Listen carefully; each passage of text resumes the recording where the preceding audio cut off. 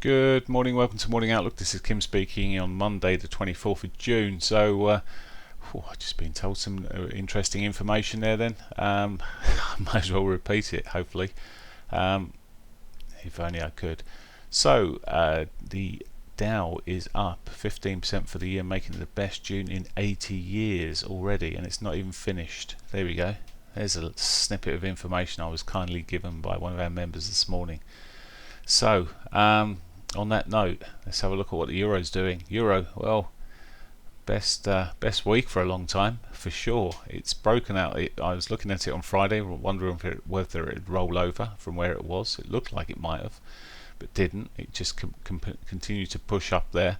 Today it's doing similar at the moment. Let's just have a look at what the price action's doing here. Looks like it's slowing up a tad. Let's just change indicators here.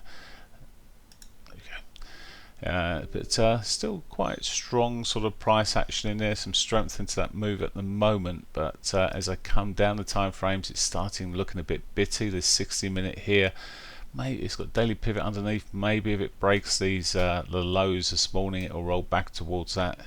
The real tester may be on that 60.21, but slowing up here on the movement, although maybe it will get a bounce off that daily pivot if it gets that far down. So there you go, there's a Euro.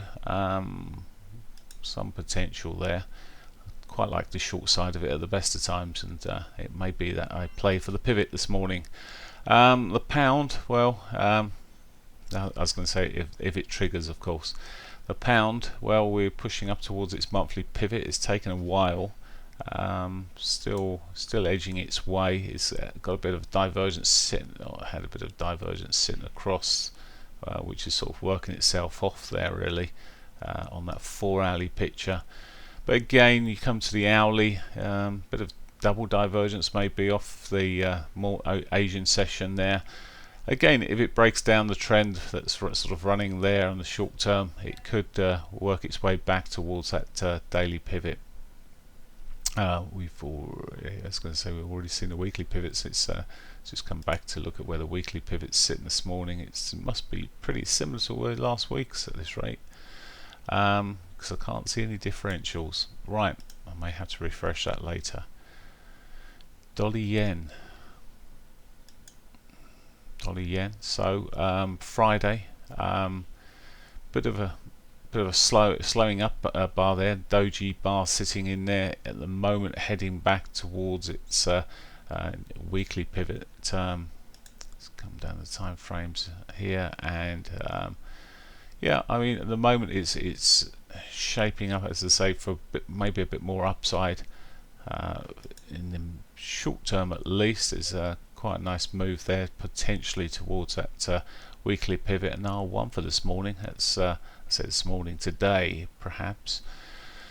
It wouldn't take too much to trigger into that. That in itself could provide us resistance, so that may be the move on that dollar yen.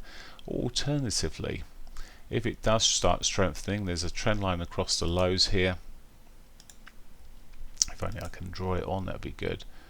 I'm going to use the current bar there because it's not far off being finished. If it breaks through that, I mean, you could draw it from the absolute lows across there and wait a little bit longer, but I could see it running down towards the S1 and those prior lows that ran at 106.99 area. Right, that's the dollar yen, Aussie dollar.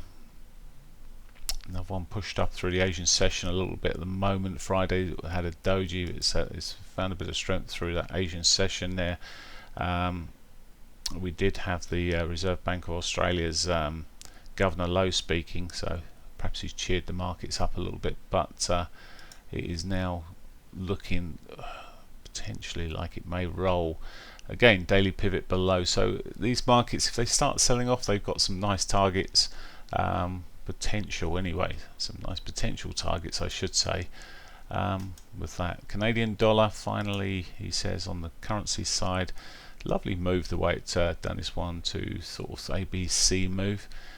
question here is it going to roll over some more? It's sitting right down in its S3 area on the monthly pivots there. It's broken this little short-term flaggy sort of pattern, maybe to the downside, but as we come down the time frames, well, it's just slowed up a little bit here. Probably one to watch a little bit if you're looking on the swing side, where there may be something 4-hourly wise to be looking at, but at the moment it may just continue through.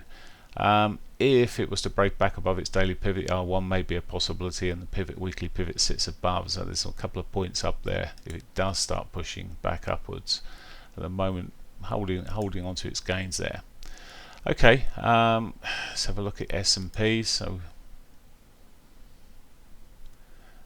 solid old month for the Dow. The S&P's had a pretty decent month as well here, not necessarily its biggest month, but for sure a nice solid, or biggest June should I say, but a nice solid move there all the same. And on Friday it took out the prior highs there, so making new highs. And to me, the way it's looking at the moment, it looks like traders are shaping it up. We keep talking about that 3,000 area. Well, it may be running for 3,000.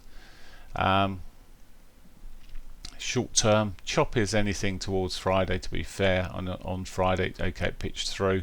Not the necessarily easiest market to read at the moment. It may just stall here. There's talks later this week with China, may help, and if anything comes good from those, as I said, I think we'll be running through to that 3,000 mark and probably slamming through it initially. Right, that's pretty much it. Looking, as I say, relatively bullish. Even here, it's already tapped a daily pivot. Bit of a tight move on Friday. Not a great setup day of any sort. So it's a case of waiting for it to show its hand a little bit more now. Okay, that's pretty much it for me. News-wise today, as I say, we've had the Australian governor speaking. This morning, 9 o'clock, we got German business climate data out. It'd be interesting to see what's coming out there. See if there's still anything a bit more positive. And that's it. So a quiet day on the news front. So have a great one. Bye for now.